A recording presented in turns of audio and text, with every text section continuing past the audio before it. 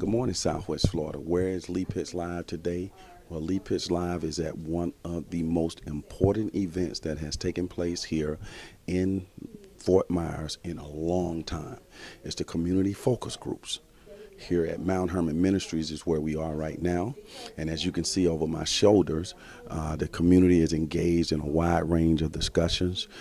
This focus group is put together to help the community facilitate discussions with the Fort Myers Police Department. And I'm so fortunate to have here with me the First Lady of Mount Hermon Ministries, where we are, Cheryl Glover. And again, I got a bone to pick with you. You haven't been on Lee Pitts Live in about 3 years. What's up with that? I don't know. We've all have been busy, and I'm happy to come at any time that you send another invitation. How about that? Okay, we're gonna make that happen. I know the guy who's the head of the TV show, so I think I can get that done. Oh, okay. Whatever you have to use to make it work. Okay, and we'll get in touch with the guy who's the head. His name is Lee Pitts. Now I got you laughing, and I'm glad I got you laughing, because we want this to be an open discussion. We want this to be joyous. It's not like going to the dentist, right? This is something that's very important to the community. Tell our television audience what's going on here this morning. Well, actually, this initiative, I think, is one of the best initiatives that I've seen in Fort Myers area. Not because it's Dr. Glover that's leading it, but because it's a need. And the initiative here is just finding focus groups that we can come out and talk about. How can we allow and have some dialogue about how the community partnering with the police department, how do we make this work so that they understand how they can police us better, and just also from a people how we can respond to them better. And what I like about it is proactive. It's in a friendly way, and we can possibly eliminate some of the other hot things that are happening around the country, right, by communicating. Yes, communication I think is the key, because the perceptions of what we have with them, the police department, and the police department's perception on how they need to police us. First Lady, kind of lay out what's happening today, not necessarily here, but around the city of Fort Myers. What is taking place, and what is a facilitator? Oh, wow. What's happening today? We have different areas within the community, different churches, community groups, areas and locations. And what we have is facilitators that are starting the proceedings from 9, 10, and 2 this afternoon. And what we're doing is the facilitators are asking a series of questions. And what we're doing is the facilitators aren't guiding the conversations. What they're doing is simply noting what the people are saying. And I think this is good, because the dynamics are, you come in and we're just going to ask some questions, and they're just leading the discussion. And what we're doing is having a note taker to note everything that's being said without identifying a person, but just to get the conversation started. Excellent. So if you're not here and you didn't come out this year, I'm sure these will be going on for years to come, as the City of Fort Myers Police Department, under the leadership of Chief Baker, has been very cooperative in being a part of this. Now, to the community, there are no police officers at these events. It's just a community open discussion. And what based on the one that took place this morning and the dialogue going on now, how do you feel that the community is embracing the whole idea of getting their thoughts out?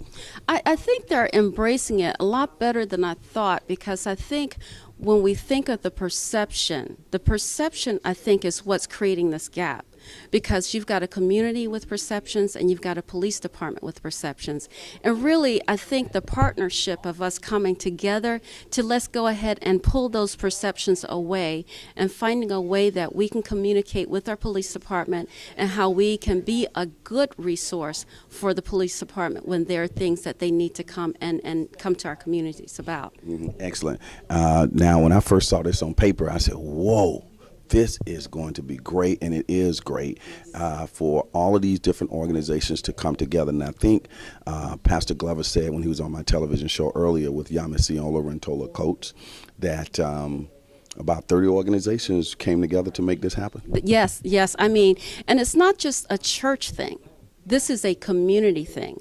So I know at QLC, they have a focus group down there. They've got focus groups all over this area right now, because what we wanted to make sure was able, for the community to do is to choose whichever area that's closest to you. So if you couldn't get to Mount Hermon, you can go down to St. John, or you can go to QLC, or you can go down to Friendship. Hodges University. Hodges University. So the community groups are all over right now. Outstanding.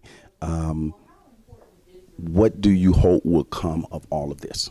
Wow, there's great hope with this, because when you look at what's going on right now, not just in Fort Myers, but in all these areas, I think we are one of the first groups that's really sitting here saying, you know what, our area isn't that bad, but look at what we can do if we remove that gap and allow an opportunity. I see something where, there might be a community event where we host the police department to come out and get to know us.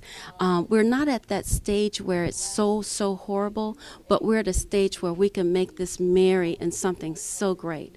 And I think that, this is a great start to doing that. Outstanding. And I want to compliment, I know it's a lot of organizations involved, and I want to really compliment Pastor William Glover, who I have seen blood, sweat, and tears about this. He's really passionate about this. Is he walking around at home talking about it every day? Well, sometimes we have to just turn him off. But, when it's a passion of yours, it's something that you have to birth out. And this is his passion. And, he's not only a preacher, but he's out in the community trying to make a difference. And what would be awesome if there was a partnership of others that would team up to be that force, that sight, that strength, the authority with that power to make this happen. Okay, well, more people are going to be teaming up, I'm sure. Let's give them another shot over here. The people are engaged in a meaningful discussion, and he certainly has a good partner in you that's helping out.